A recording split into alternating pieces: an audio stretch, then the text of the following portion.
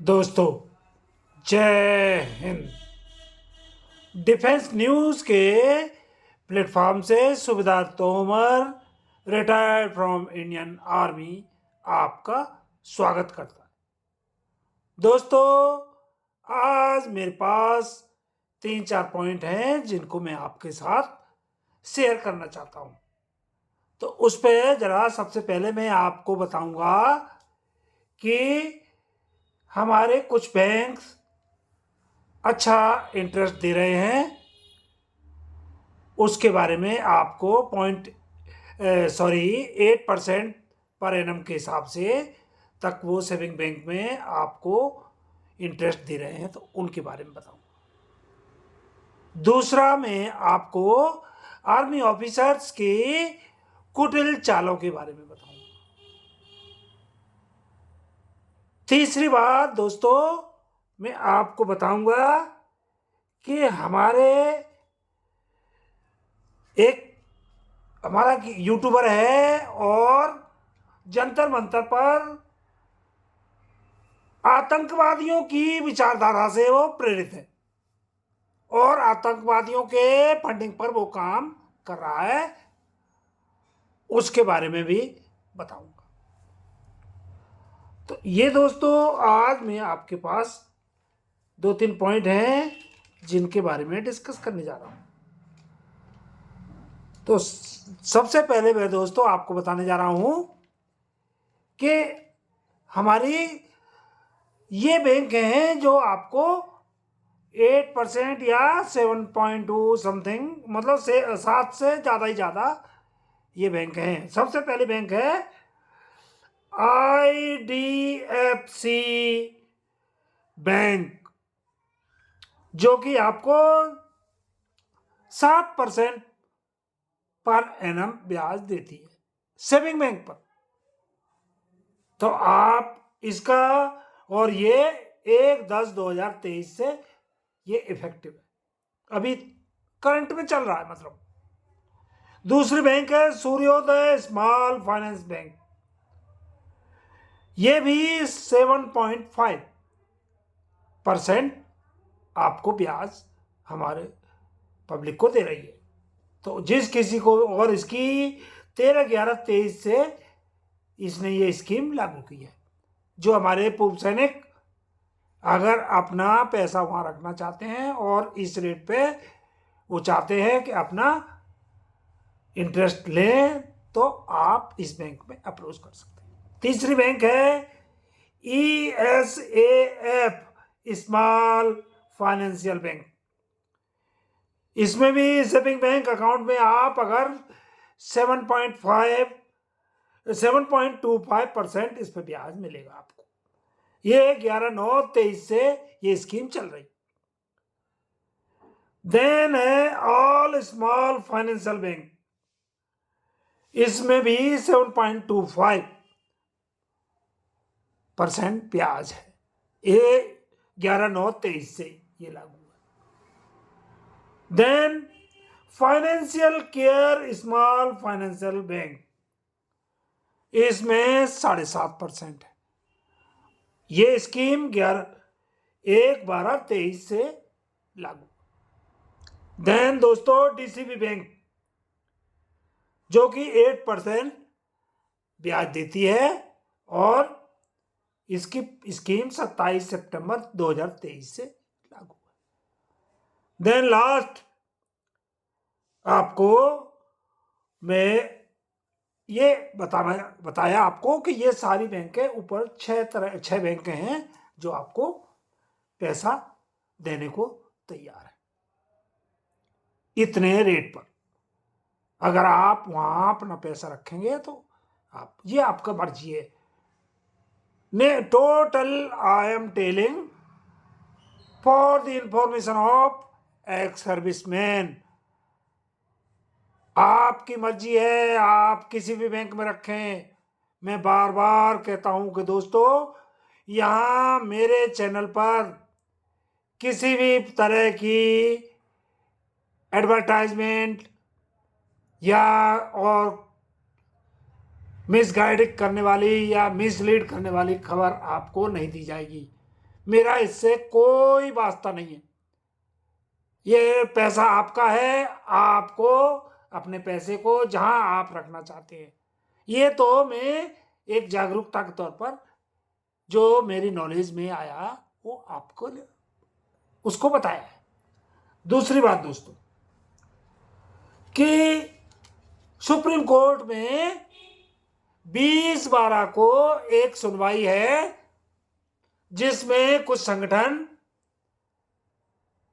सरकारी कर्मचारियों को रूल है कि उनको पहले गवर्नमेंट की अप्रूवल लेनी पड़ेगी। अगर उनके ऊपर कोई करप्शन का केस है तो उन पे केस चलाने के लिए अगर कोई चाहता है तो बिफोर फाइलिंग द केस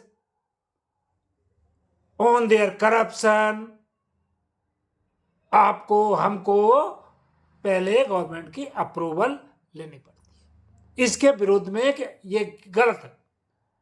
कुछ संगठन सुप्रीम कोर्ट में गए हुए हैं और उसकी 20/12/2023 को सुनवाई है।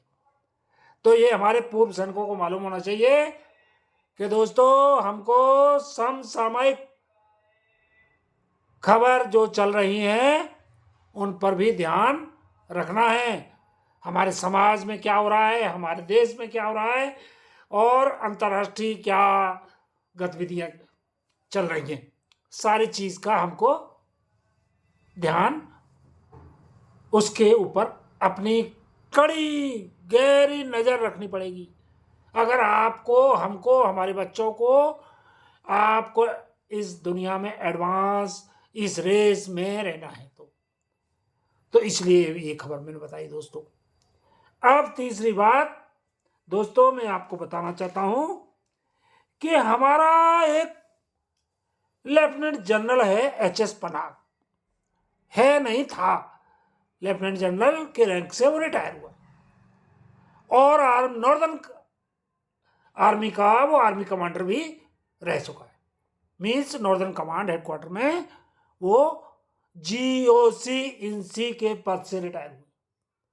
अब चूंकि उनको सरकार ने किसी वजह से उनको रिहेबिलिट नहीं किया, मतलब उनको रिसेटलमेंट नहीं दिया, उनको कहीं गवर्नर नहीं बनाया या किसी और एम्बेसडर की पोस्ट पर नहीं भेजा, तो वो महोदय हमारे डिसग्रंटल लॉट बन चुके हैं, असंतुष्ट। हमेशा सरकार से उनको कुछ ना कुछ प्रॉब्लम रहती है और नेचुरल बात है, जो असंतुष्ट आदमी होगा वो कुछ ना कुछ आए दिन कुछ ना कुछ सरकार के विरुद्ध अपनी फेंकेगा, कुछ ना कुछ उगलेगा। तो अभी उन्होंने ये हमारे आपको पता है कि कुछ पिछले दिनों में हमारे कुछ JNK में 2-3 ऑपरेशन हुए, एक कोकरनाग में, कुछ राजौरी सेक्टर में, जहां पे हमारे कुछ officers 4-5 officers have been killed in action। तो उसके बारे में सेना में हड़कंप मचा हुआ और ये लोग बहुत हाई लेवल पे इनका वो चल रहा है कि और जब अफसर किल्ड इन एक्शन होता है तो उसको कहा जाता है he has lead from the front, leading from the front. और हमारा जब JCOR कोई शहीद होता है तो इसको हमारे आर्मी अफसर्स, जबकि हम एक ही बिरादरी के हैं, फ्रॉम सिपाही टू जनरल, जो कि सोल्जर है इंडियन आर्मी के, एक ही काम है हमारा, बट JCOR जब हमारा कोई किल्ड इन एक्शन होता है तो इसको ये कोई महत्व नहीं देते और उसको सिंपल तरीके से ये है ना कोई उसको प्रॉपर सम्मान, ना कोई उसको प्रॉपर उसका फैमिली को एक दिन जाके है ना कोरी कॉस्मेटिक सलूटबाजी सलामी और ये हो जाएगी, उसकी फैमिली को उसके ऊपर उसके रहमो करम पर छोड़ दिया जाता। तो इसके ऊपर दोस्तों ये हमारी सेना का बड़ा दुर्भाग्य है। ऑफिसर तो lead from the front, they are leading from the front, और बड़ी वो चल रही है कि आतंकवादी तो 4 मारे गए और अफसर आतंकवादी 4 मारे गए और अफसर 5 मारे गए। मतलब बहुत बड़ा ये इन्होंने उसका इशू बना दिया। हमारे आज दिन तक जेसीओआर जवान कितने ऑपरेशंस में शहीद हुए, उनके ऊपर कभी कोई चर्चा नहीं। दोस्तों नेक्स्ट मैं आपको बताने जा रहा हूं कि एक हमारा लंबा सा है सेना का भगोड़ा, दाढ़ी मूछ, और दाढ़ी तो ऐसे रखे हुए है जैसे पूरा आतंकवादी ही लगता है, और वो हमेशा जंतर मंतर की एक कुछ लोगों द्वारा, कुछ असंतुष्ट लोगों द्वारा, हमारे पूर्व सैनिकों द्वारा वहां एक नाटक किया जा रहा है। लास्ट 10 मंथ से वो कभी ना रेल रोको का आह्वान करते हैं जहां की कोई कुछ नहीं, साले झूठ बोलते हैं कि नई दिल्ली रेलवे स्टेशन पर, और फिर नई दिल्ली रेलवे स्टेशन पर इनकी एक चिड़िया भी नहीं दिखाई दी। अभी बोल रहे हैं कि 1 जनवरी 2024 को ये है ना दड़ियल आतंकवादी शकल जैसा, ये 1 जनवरी 2024 को काला दिवस मनाएंगे और 11 जगह रेल रोकेंगे। अरे काय को, किस लिए आप लोग पूर्व सैनिकों को बदनाम कर रहे हो? और ये पूर्व सैनिकों के पूरे संगठन है, उसमें इसने रायता फैलाया। ये हमारे पूर्व सैनिकों की जितनी भी मांगे हैं उनका इसने भट्टा बिठा दिया, और कहता है कि आप जंतर मंतर पे आ जाओ। क्यों नहीं आ रहे? और नहीं आ रहे तो तुम लोग है ना सरकार के हाथों बिक गए, और ऐसे ये बकवास करता रहता है। तो दोस्तों आपको सबको इस चीज का ध्यान रखना होगा। तो मैं आज व्लॉग लंबा न करते हुए यहीं समाप्त करूंगा दोस्तों। जय हिंद। दी एंड।